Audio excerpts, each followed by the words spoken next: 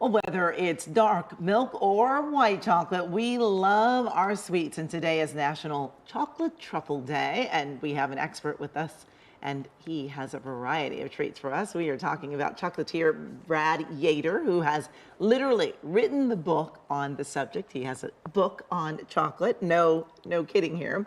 I have to ask you, I mean, it sounds like the most delightful job, but what got you into becoming a chocolatier?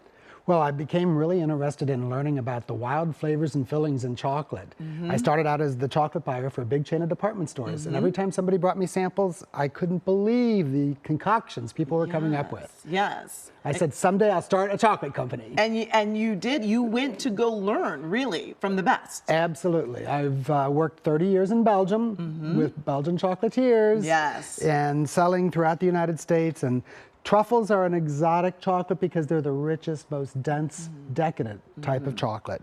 They have a really unique filling. When you bite in, it's chocolate all the way through. Yes. And what is the most popular chocolate truffle? Well, Oreos are we're going to make today, but Okay. also a lot of people like mint or brownie, chocolate souffle, and then you get into some of the newer flavors, bananas Foster, apple pie, Earl Grey tea. Wow. People like burgundy wine and then some port in there, truffles, if you like an after dinner truffle. And then we have the world's rarest truffle on display here today, the Madagascar vanilla bean white chocolate truffle, which... That's right here? Yes. Okay. Now, I always thought that white chocolate really wasn't chocolate. Is that true? White chocolate actually comes from the cocoa bean, so if you're allergic to chocolate, I wouldn't have it. It's the real thing. It really is. I don't know why I thought it really wasn't chocolate. Okay. Tell me a little bit about what else you brought here today, because you've got some really interesting looking truffles. Well, to your right, we have the chunks of chocolate that we use to melt, and that's what's in our cauldron of molten chocolate here. Okay. And we're going to be dipping in that in just a minute. Okay. And then we have some of our fabulous National Truffle Day creations. There's no duplicates today. I think we have 100 different kinds of chocolate on display. And what's interesting is every type of chocolate has a different filling.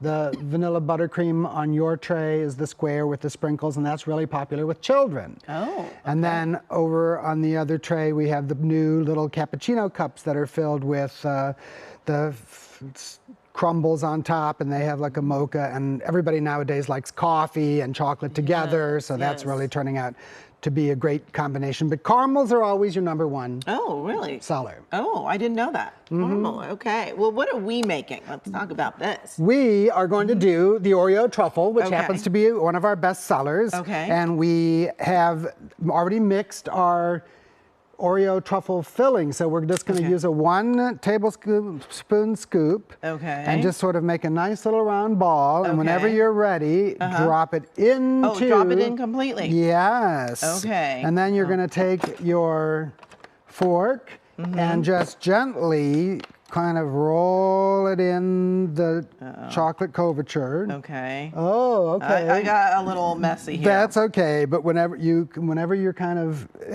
satisfied, you would just set it on your tray, and it will just dry like the ones that we made ahead of time.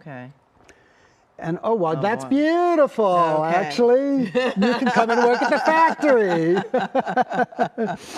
So at that point, let's just say, for example, we wanted to give this as a gift to somebody. Let's say you've done 5 or 6 of them. You would take one of the cards. I always like to keep cards on hand at the house just for random.